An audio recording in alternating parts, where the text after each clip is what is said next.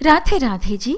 पवित्र वचन YouTube channel में आपका हार्दिक स्वागत है। मैं हूँ कात्यायनी। आप सबको अधिक मास की पद्मिनी एकादशी की बहुत सारी शुभकामनाएं। भक्तों, अधिक मास के शुक्ल पक्ष की एकादशी का नाम पद्मिनी एकादशी है। इसे कमला एकादशी भी कहा जाता है। कहा जाता है कि इस व्रत से भगवान विष्णु जी बहुत प्रसन्न हो जाते हैं। इस व्रत को मनोरथ पूर्ति के लिए अति शुभ माना जाता है। पद्मिनी एकादशी के व्रत को बहुत प्रभावशाली माना जाता है क्योंकि यह व्रत अधिक मास में किया जाता है, इसलिए इससे मिलने वाला फल भी अधिक होता है। अधिक मास भगवान विष्णु जी की आराधना का महीना है और एकादशी तिथि भगवान विष्णु जी को अति प्रिय है। मान्यता है कि जो भी भक्त भगवान विष्णु जी की असीम कृपा प्राप्त करना चाहते हैं वे पद्मिनी एकादशी का व्रत अवश्य करें। आज के इस वीडियो में हम पद्मिनी एकादशी व्रत की कथा प्रस्तुत कर रहे हैं। इस पौराणिक कथा में बताया गया है कि राजा कृतवीर्य जी 10,000 वर्षों तक तपस्या करके भी भगवान जी को प्रसन्न न कर पाए, जिससे वे योग्य पुत्र की प्राप्ति का वर पा सके। फिर देवी अनसुया जी के कहे अनुसार राजा कृतवीर्य जी की धर्म पत्नी रानी प्रमदा जी ने पद्मिनी एकादशी का व्रत विधि पूर्वक किया था और इस व्रत के पुण्य फल को अपने पति परमेश्वर राजा कृतवीर्य जी को दे दिया। इसी व्रत के प्रभाव से भगवान विष्णु जी अत्यंत प्रसन्न होकर उन्हें योग्य पुत्र उत्पन्न होने का वरदान दिया।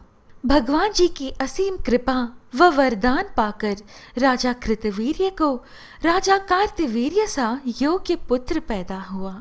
आइए श्रवण करें पद्मिनी एकादशी की व्रत कथा।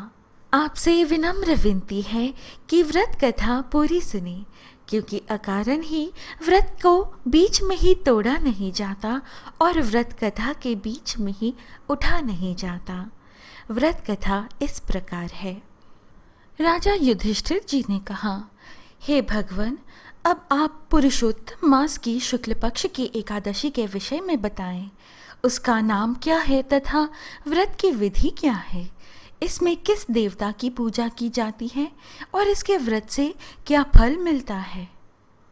भगवान श्री कृष्ण जी कहने लगे, हे राजन, अधिक मास या पुरुषोत्तम मास की एकादशी अनेक पुण्यों को देने वाली है। उसका नाम पद्मिनी है। इस एकादशी के व्रत से मनुष्य विष्णु लोक को जाता है।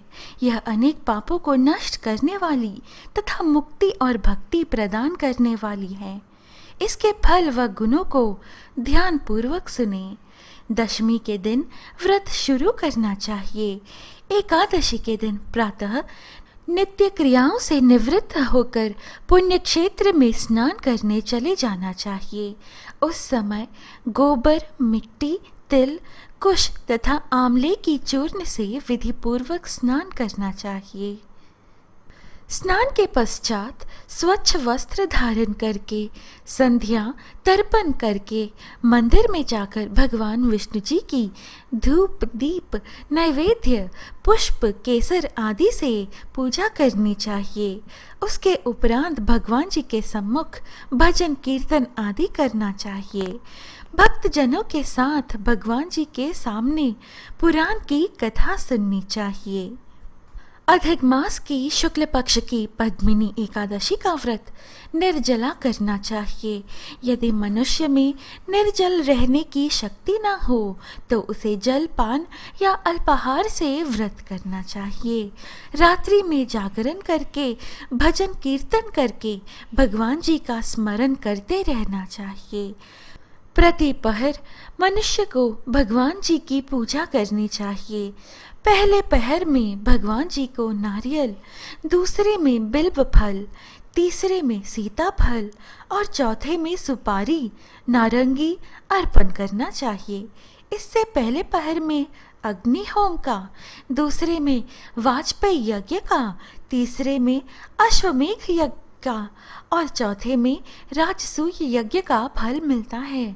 इस व्रत से बढ़कर संसार में अन्य कोई यज्ञ, तप, दान या पुण्य नहीं है। एकादशी का व्रत करने वाले मनुष्य को समस्त तीर्थों और यज्ञों का फल मिल जाता है। इस प्रकार से सूर्योदय तक जागरण करना चाहिए और स्नान करके ब्राह्मणों को भोजन कराकर स्वयं भोजन ग्रह कर व्रत का पालना करना चाहिए। इस प्रकार जो मनुष्य विधि पूर्वक भगवान जी की पूजा तथा व्रत करते हैं, उनका जन्म सफल हो जाता है और वे इस लोक में अनेक सुखों को भोग कर अंत में भगवान विष्णु जी के परम धाम को जाते हैं। हे राजन, मैंने आपसे एकादशी के व्रत का पूरा विधान बताया है। अब जो पद्मिनी एकादशी का भक्ति पूर्वक व्रत कर चुके हैं, उनकी कथा कहता हूँ, ध्यान पूर्वक सुनी। यह सुंदर कथा पुलस्त्य जी ने नारद जी से कही थी। एक समय राजा कार्तवीर्य जी ने लंकेश्वर जी को अपने बंदीगृह में बंद कर लिया। उन्हें मुनि पुलस्त्य जी ने राजा कार्तवीर्य जी से विनय करके छुड़ाया। इस घटना को सुनकर नारद जी ने पुलस्त्य जी से पूछा, हे महाराज, उस मायावी लंकेश्वर जी को, जिन्होंने समस्त देवताओं सहित इंद्रदेव जी को जीत लिया, राजा कार्तवीर्य जी ने किस प्रकार जीता, सो आप मुझे समझाइए। इस पर पुलस्त्य जी बोले, हे नारद जी, पहले कृतवीर्य नामक एक राजा राज्य करते थे। उन राजा को 100 स्त्रियां थीं। उनमें से किसी को भी राज्यभार संभालने वाला योग्य पुत्र नहीं था। तब राजा जी ने आदर पूर्वक पंडितों को बुलाया और पुत्र की प्राप्ति के लिए यज्ञ किए, परंतु सब असफल रहे। जिस प्रकार दुखी मनुष्य को भोग नीरस मालूम पड़ते हैं, उसी प्रकार उनको भी अपना राज्य पुत्र बिना दुखमयी प्रतीत होता था। अंत में वे तप के द्वारा ही सिद्धियों को प्रास जानकर तपस्या करने के लिए वन को चले गए। उनकी स्त्री भी, जिनका नाम प्रमदा था, जो हरिश्चंद्र की पुत्री थी, वस्त्रालंकारों को त्याग कर अपने पति के संग गंधमादन पर्वत पर चली गई। उस स्थान पर उन्होंने 10,000 वर्ष तक तपस्या की, परंतु सिद्धि प्राप्त न हो सकी। राजा जी के शरीर में केवल हड्डियां शेष रह गई। यह देखकर प्रमदा जी ने विनय सहित महासती देवी अनसुया जी से पूछा, मेरे पतिदेव जी को तपस्या करते हुए 10,000 वर्ष बीत चुके हैं, परंतु अभी तक भगवान जी प्रसन्न नहीं हुए हैं, जिससे मुझे पुत्र की प्राप्ति हो। इसका क्या कारण है? इस पर देवी अनसुया जी बोली कि अधिक मास अर्थात पुरुषोत्तम मास में, जो कि 36 महीने बाद आती है, उसमें 2 एकादशियां होती हैं। इसमें शुक्ल पक्ष की एकादशी का नाम पद्मिनी और कृष्ण पक्ष की एकादशी का नाम परमा है। उसके व्रत और जागरण करने से भगवान जी आपके अवश्य ही पुत्र देंगे। इसके पश्चात देवी अनसुया जी ने व्रत की विधि बतलाई। रानी जी ने देवी अनसुया जी की बताई विधि के अनुसार ही एकादशी का व्रत और रात्रि में जागरण किया। इससे भगवान विष्णु जी उन पर बहुत प्रसन्न हुए और वरदान मांगने के लिए कहा। रानी प्रमदा जी ने कहा, आप यह वरदान मेरे पति परमेश्वर जी को दीजिए। रानी प्रमदा जी के वचन सुनकर भगवान विष्णु जी बोले, हे प्रमदे, मलमास अर्थात पुरुषोत्तम मास मुझे बहुत प्रिय है। उसमें भी एकादशी तिथि मुझे सबसे अधिक प्रिय है। इस एकादशी का व्रत तथा रात्रि जागरण आपने विधि पूर्वक किया है, इसलिए मैं आप पर अत्यंत प्रसन्न हूँ। इतना कहकर भगवान विष्णु जी राजा कृतवीर्य जी से बोले, हे राजेंद्र, आप अपनी इच्छा के अनुसार वर मांगे, क्योंकि आपकी स्त्री ने मुझे प्रसन्न किया है।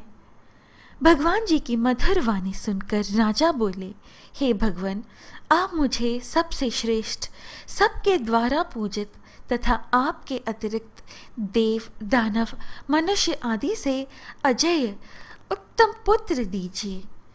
भगवान जी तथास्तु कहकर अंतर्ध्यान हो गए। उसके बाद वे दोनों अपने राज्य को वापस आ गए। उन्हीं के यहाँ कार्तवीर्य जी उत्पन्न हुए थे। वे भगवान जी के अतिरिक्त सबसे अजेय थे। उन्होंने लंकेश्वर जी को जीत लिया था। यह सब पद्मिनी एकादशी के व्रत का प्रभाव था। इतना कहकर पुलस्त्य जी वहां से चले गए। भगवान श्री कृष्ण जी ने कहा, हे राजन, मैंने आपसे अधिक मास अर्थात पुरुषोत्तम मास के शुक्ल पक्ष की एकादशी का व्रत कहा है। जो मनुष्य इस व्रत को करते हैं वे विष्णुलोक को जाते हैं। इति पद्मिनी एकादशी व्रत कथा संपूर्णम। भक्तों, यह है पद्मिनी एकादशी व्रत की कथा। आशा है आपको हमारी यह प्रस्तुति अच्छी लगी। इस प्रकार के और वीडियोस पाने के लिए कृपया हमारे YouTube चैनल पवित्र वचन को सब्सक्राइब कर हमसे बने रहिएगा। अनुमति दीजिए, फिर मिलेंगे अगली वीडियो में। जय श्री कृष्ण, राधे राधे। जय लक्ष्मीपति भगवान श्री हरि विष्णु जी की।